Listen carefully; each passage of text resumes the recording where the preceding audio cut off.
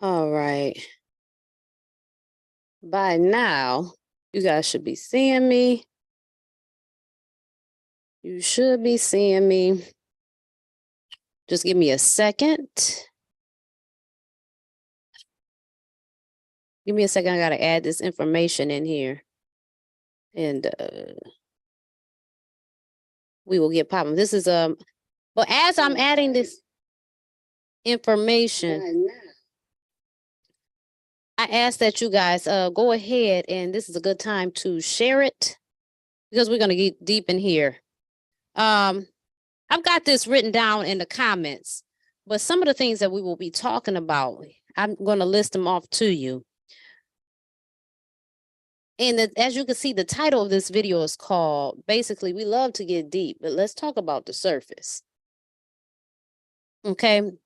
See, the thing about it is we skip around things that is right in front of us that cannot be neglected, but somehow we continue to neglect these things. And we've got to stop doing that, because in certain instances, man, you cannot move forward. You cannot move forward without addressing these things.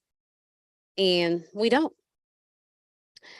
So here are some of the things that we'll be talking about in this video. We need more compassion, and we need to show the compassion to one another.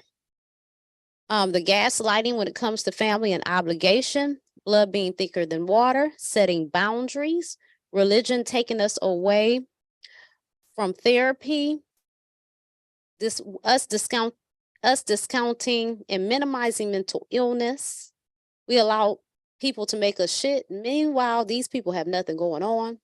We expect men to be Superman when they are a meat suit too. They're simply human. They're living the experience like we are. You know, their roles are different. But you want to get rid of a person, tell them the truth. People hate the truth. And dysfunction, like Krishan Rock and Blueface, being praised and normalized. So we're going to talk about that. I think that's very important here. So I got this saved, and we will continue. All right. We need more compassion, guys. You know, it's so often that we look at people and we be like, why are they going through the things that they're going through? I wouldn't go through that. I wouldn't do that. I wouldn't stand for that. We got to all understand that our tests are different. My test is not your test. The things that trip me up will not trip you up.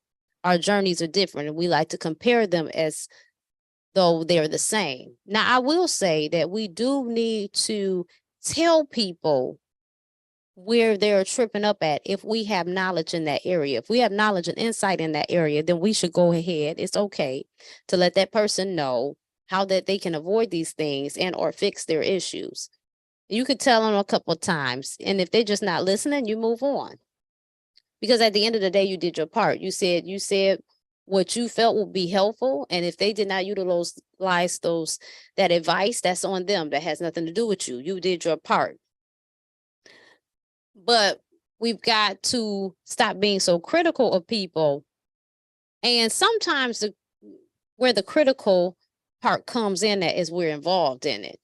And we have to sometimes pull away and get out of these situations because it becomes too much, and you're not able to be non-partial because you're involved, you're emotionally invested, you're physically invested, your resources are being invested in it. So you then begin to have a lot to say. And this is why people that have a lot going on, they never want people to say anything, but they involve people in it. This thing goes a multitude of directions. It really does. That's why it's best to the best of your ability to get your affairs in order so that people don't have so much to say and they're not speaking on your name and stuff like that. Because at the end of the day, if I'm not involved in your business, I don't really know it, and therefore I cannot speak on it. The gaslighting when it comes to family and obligation. Okay. You know, we get this thing, the blood is thicker than water. And technically, if you put up a vial of blood and you put up a vial of water, you will see that it is thicker. However, just because that be a fact, if we're talking about scientifically, that does not mean that's a green light to all of the foolishness that we are brought into when it comes to family. Because I'm related to you does not make me obligated to the foolishness that you have going on. Also, this whole notion or expression that I would do it for you if it were me. Well, here's the thing. You'll never have that opportunity because I will never put you in that position. Okay. I will never be in the position that you're in. And the fact of the matter is what you're willing to do for me does not make me obligated to do it to you. That's a decision on your part. We all have our decisions to make. And that's just that. We like to hold people to our standards and our way of thinking and moving. And that's not necessarily, that doesn't make anybody obligated to anything.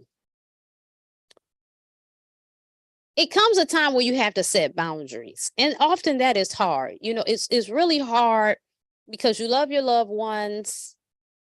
But here's how I look at us helping one another out. We are our brother's keeper. But the problem with a lot of these sayings is they're often perverted. They're often bastardized and they're not used properly. And it is my opinion that, yes, I am my brother's keeper, but that does not mean that I keep you in all of your ignorance and foolishness. At some point, it's okay for me to walk away and go along with people that are really trying to be peaceful and productive. You don't have to be Bill Gates. You don't have to have Bill Gates money. And I'm not saying that's the standard. I'm just using that as an illustration when it comes to financial capacity and the resources that they may have. You don't have to be that person, but you need to at least be able to mind your business. You know what I'm saying? You need to at least be able to mind your business and stay in your lane and not let the things that afflict you come and spill over into what I've got going on. And being our brother's keeper, I think that means helping one another to do things that are productive for our community, that will move us forward and yield good harvest. Not being in everything. And that's the thing. We aren't our brother's keeper when it comes to something positive on a bigger scale. Okay, because I'm not talking about all the way around. We have things going on, but on a grand scale, okay, we are not our brother's keeper in that way. Let me just move this a little bit.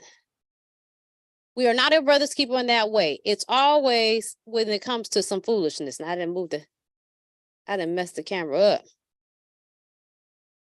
I thought it was a little too low. Okay, sorry about that. Sorry about that interruption.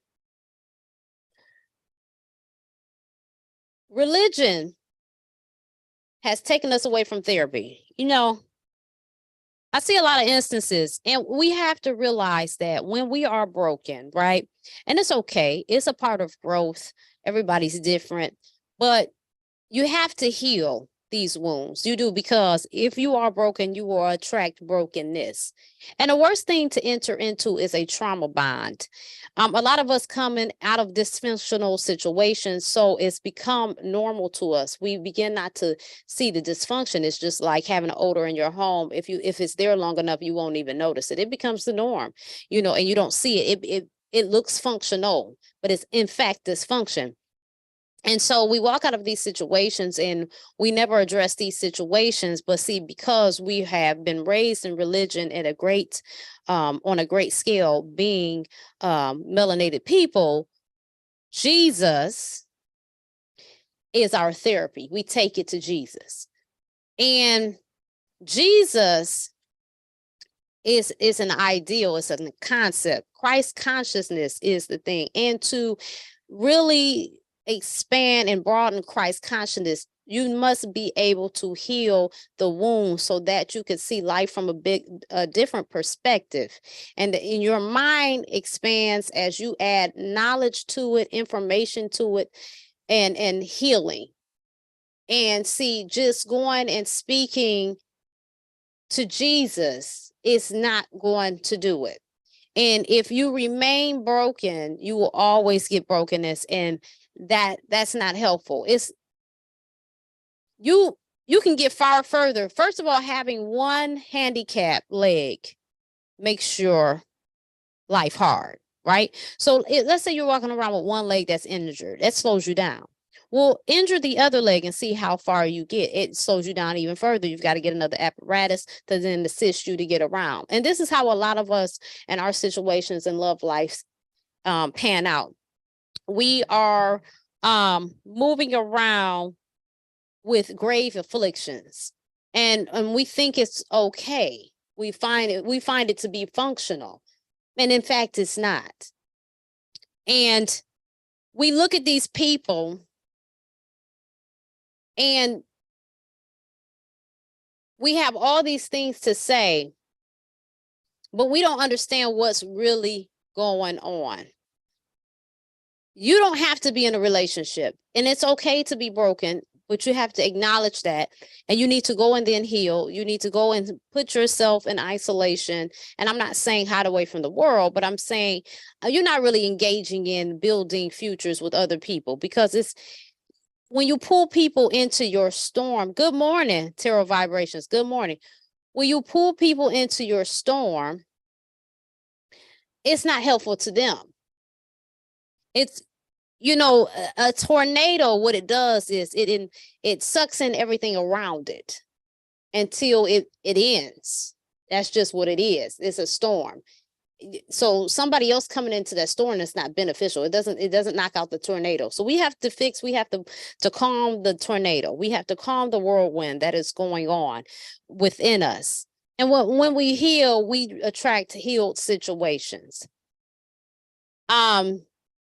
But what we also do is we discount and minimize mental illness. And I think that it's safer to say, or it's safe to say that it's more people suffering with some type of mental illness, and that's what they label it anyway. We'll just say they're battling demons, and they're in constant loops that we fail to acknowledge. We don't want to acknowledge it. We minimize it, and we look at it. Well, why would a person do that? And why would, even that comes to something very important. A lot of my topics are running together.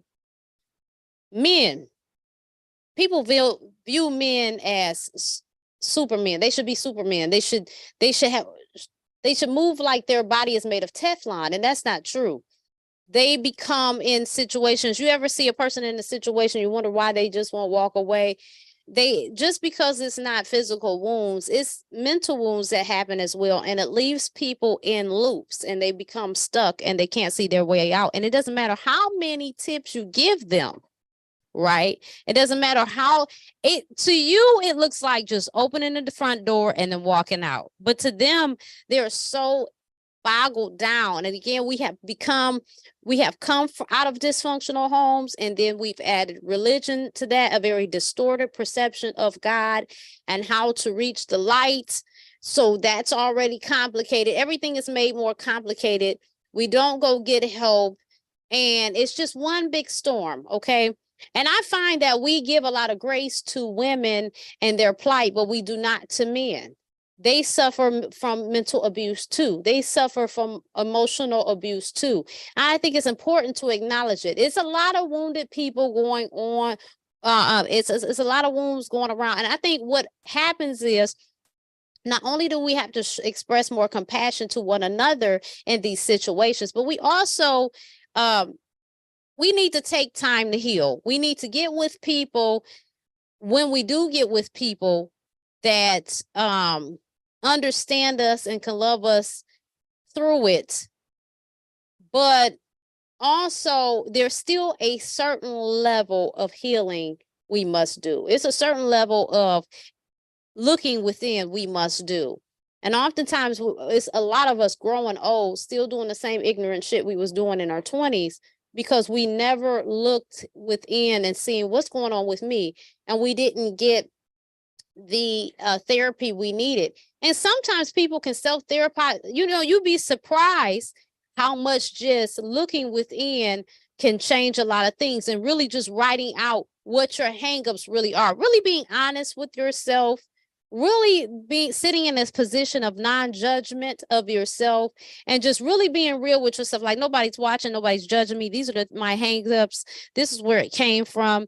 And think about how you can begin to heal those things, really, because even in therapy, you have to come to your own decision, right? They're just kind of like the guide. They're like the little bumpers of the bumper cars, or the track, the bumpers inside the track. They just keep you on track, keep you in line to your solution. They help guide you, but ultimately you have to do the work.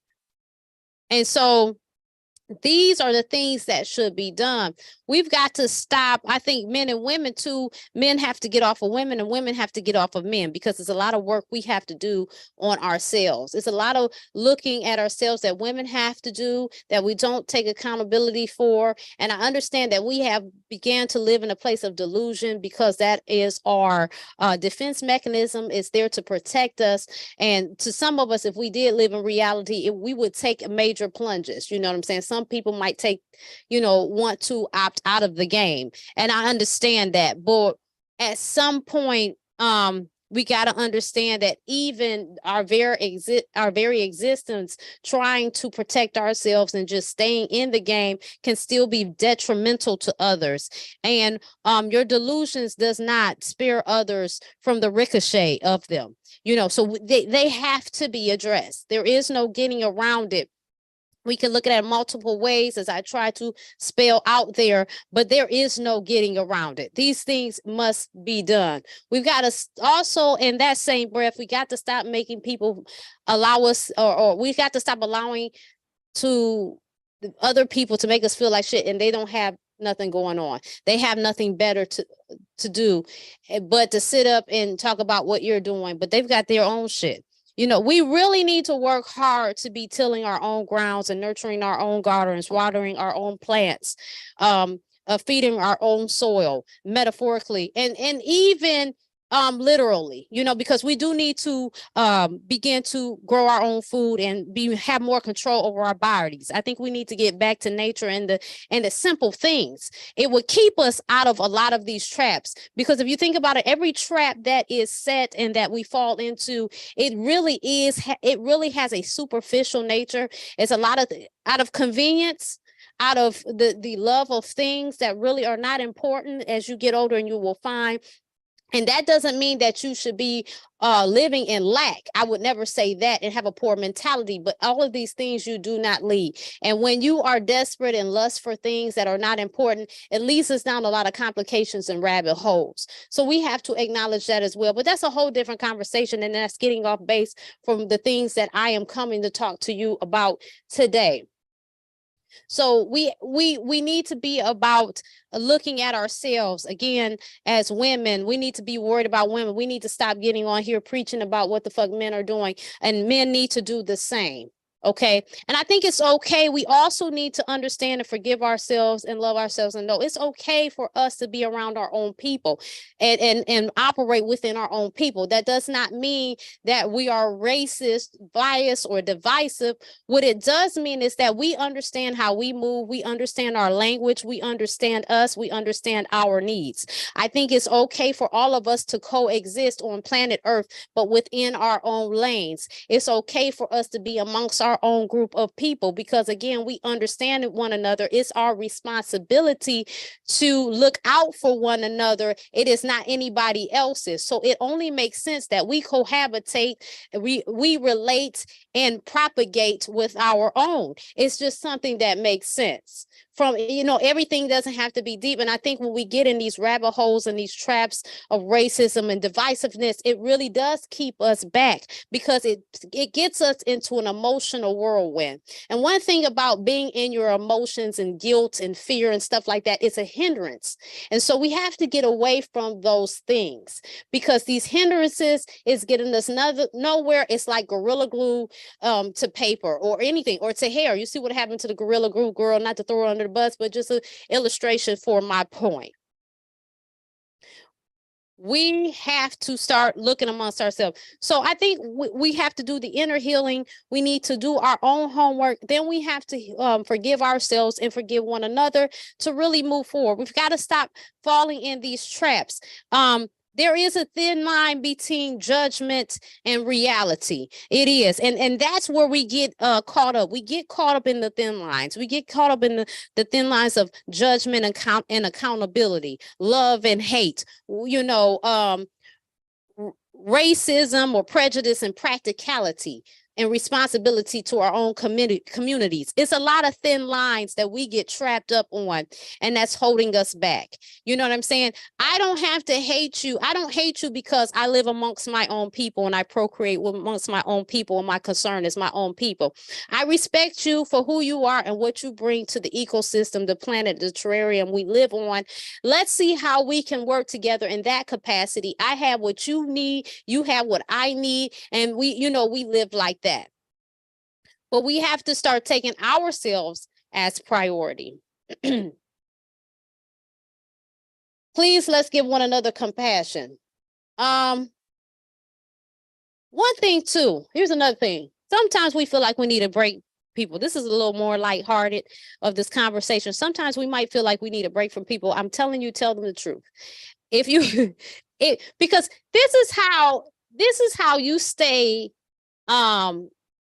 you don't be so hard on yourself emotionally and you still get a break. Start just hurling truths to the person. People hate the truth. They hate the truth because delusions is softer and it's easier to deal with, and it's more of a coddling system. Just go in and tell them the truth. And you get a couple truths at them, they'll go ahead and sit in their corner and leave you alone for a good 6 months. And you have 6 months of peace. That is my advice to you. People hate the truth. The truth is like the bitch nobody wants around. You know what I'm saying? And that's just what it is.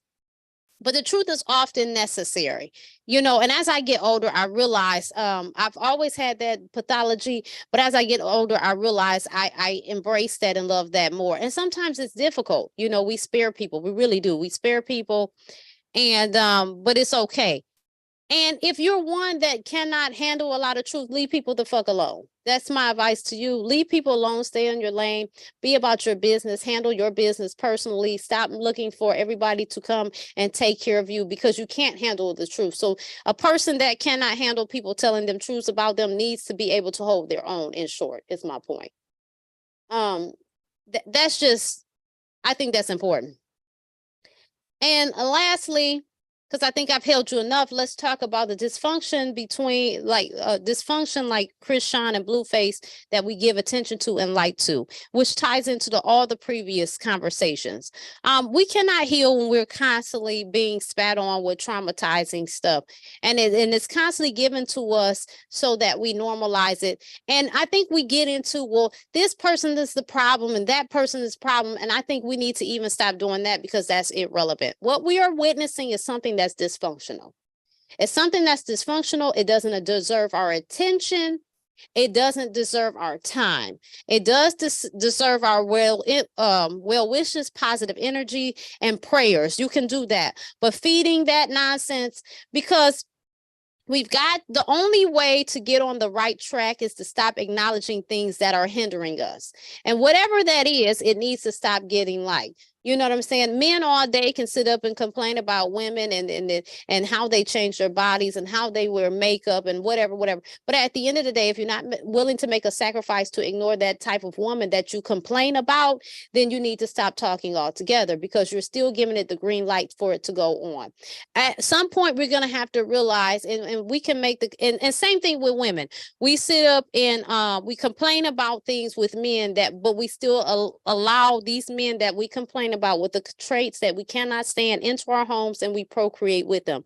At some point, you have to acknowledge that to move forward, it must be sacrifice. The sacrifice doesn't have to be crazy, but then again, that's a thing, that's perception. So based on how you perceive things and how you will feel how crazy it really is. So we have to stop giving the green light to things that we do not like, because if you give it energy, if you give it the green light, it will persist. So you must walk away. But we have to make a decision nonetheless. We cannot complain about things that we continue to engage in. That is my point.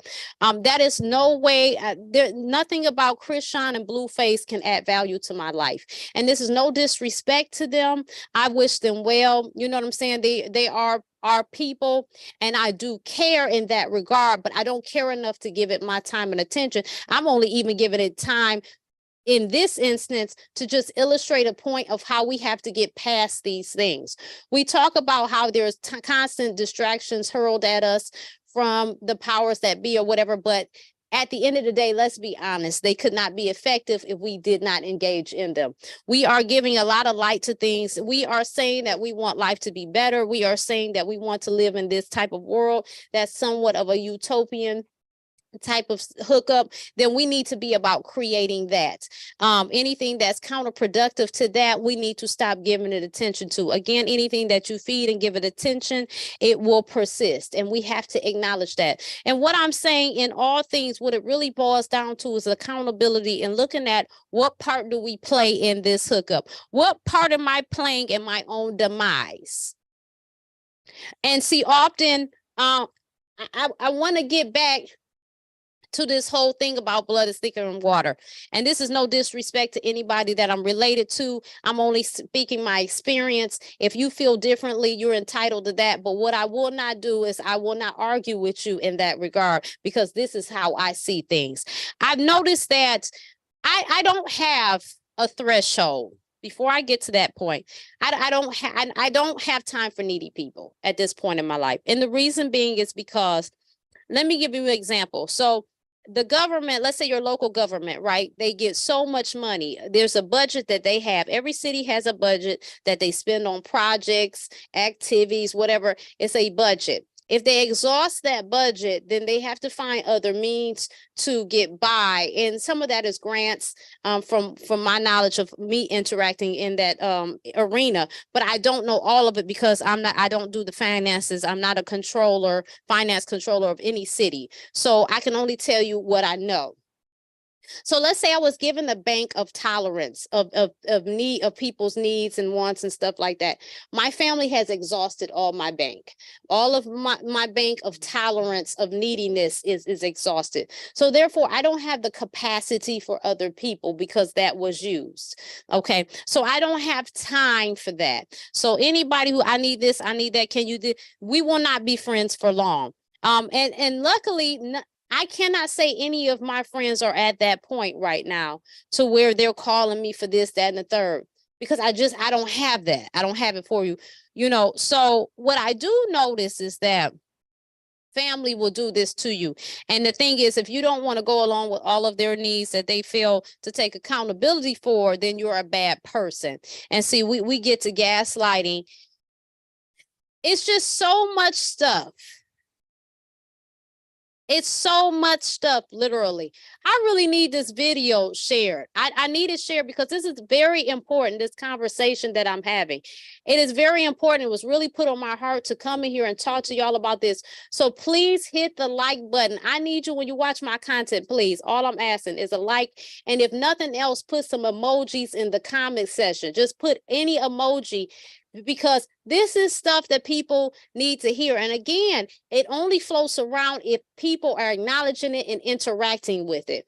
We acknowledge stuff all day that does not need to go outside of the room it was recorded in, but yet it goes viral. And all I'm asking is for you to engage in what I'm saying so it can get somewhere. That's it.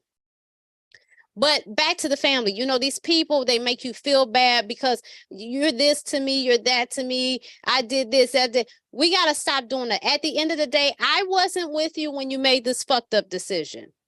Matter of fact, I've told you, I gave my thoughts when I seen the bullshit coming around the corner. I told you, this bullshit's about to hit the corner hard on your ass and they're going to roll up on you. You got to get away from it. You didn't listen.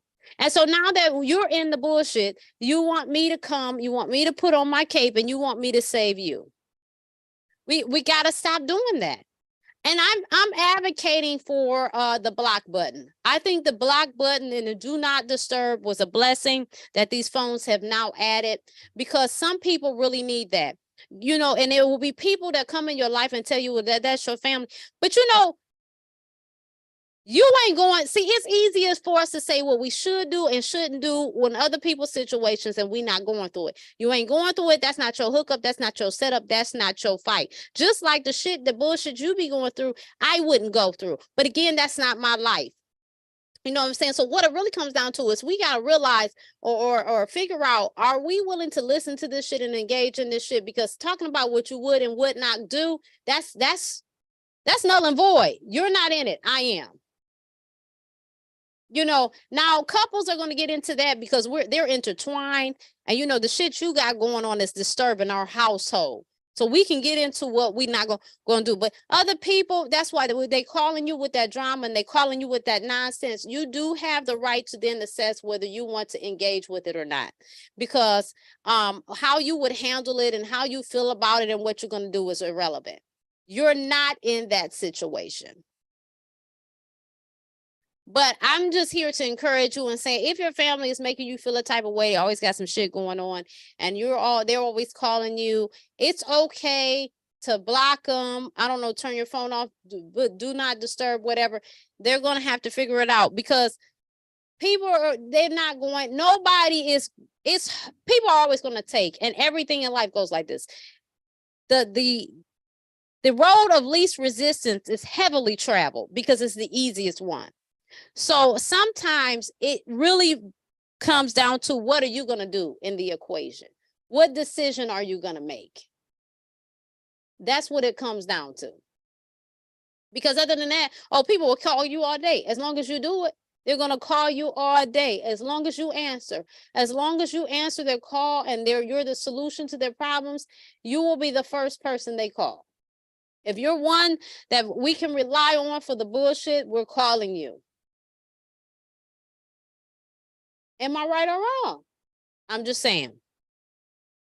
So that's why when we sit up and we post about people like Krishan and Blueface, I'm getting back to that conversation because I kind of trailed off.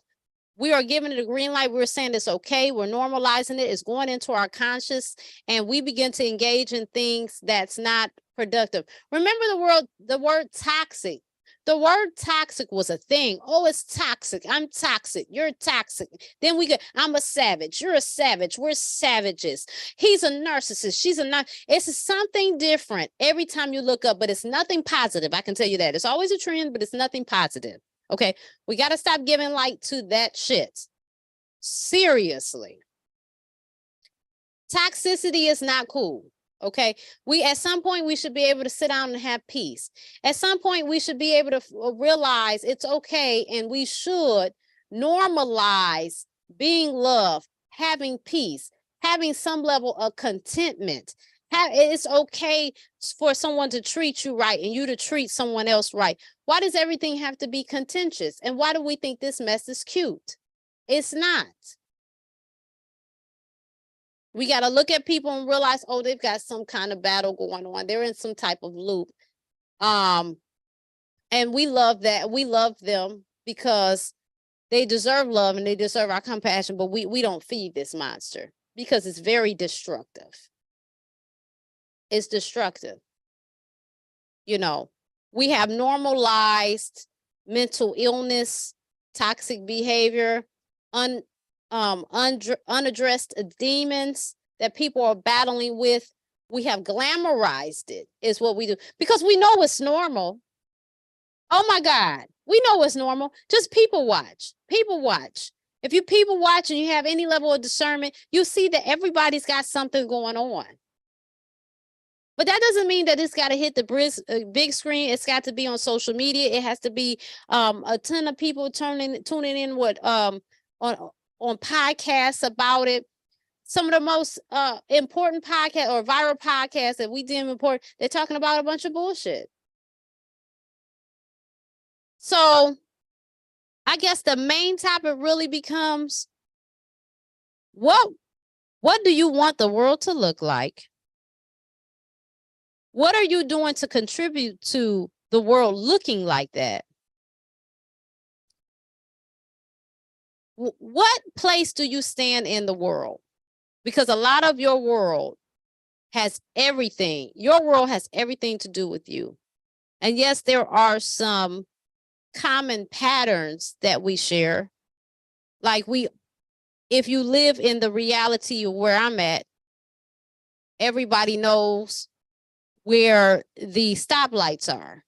That doesn't change. The stop signs, the speed, you know what I'm saying? If you're plugged into the reality I'm in, if you're a part of you see that the same. Stuff like that is cohesive. But our individual maps and how life presents itself in our reality have a lot to do with how we interact. It's just like an algorithm on social media. The more you like certain things and comment certain things and interact with it, it will begin to populate more on your feed. And that will be the things that you see, because that's what you give life to. Life is like one big ass algorithm. So what are you liking in your real life? What are you liking, commenting, and feeding back on? What are you giving your real life in the matrix? What are you feeding your algorithm? And that determines your experience in life. And if things are popping up in your life as challenges, those are things that you have to conquer so you can move on from them. But please, if they're getting on your nerves, pass the test, because if you don't, you'll be further irritated. And see, what you're seeing is a lot of people get stuck. And it doesn't matter who comes to them and give them solutions. They don't get unstuck till they get unstuck. And how they get unstuck varies.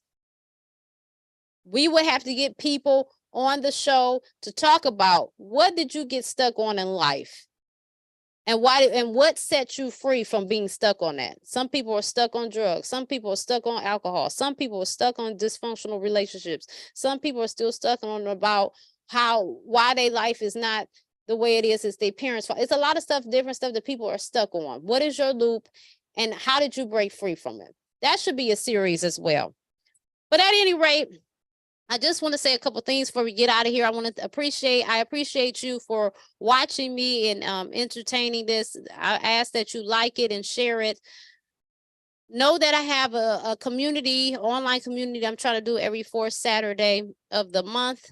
It's called the Sacred Safe Space Community. And what you do is you can come in there. It's like just a very cheap therapy session, because I only charge a donation. So whatever you feel that is worth, you then give. And it's a non-judgmental space. You know, it doesn't leave it.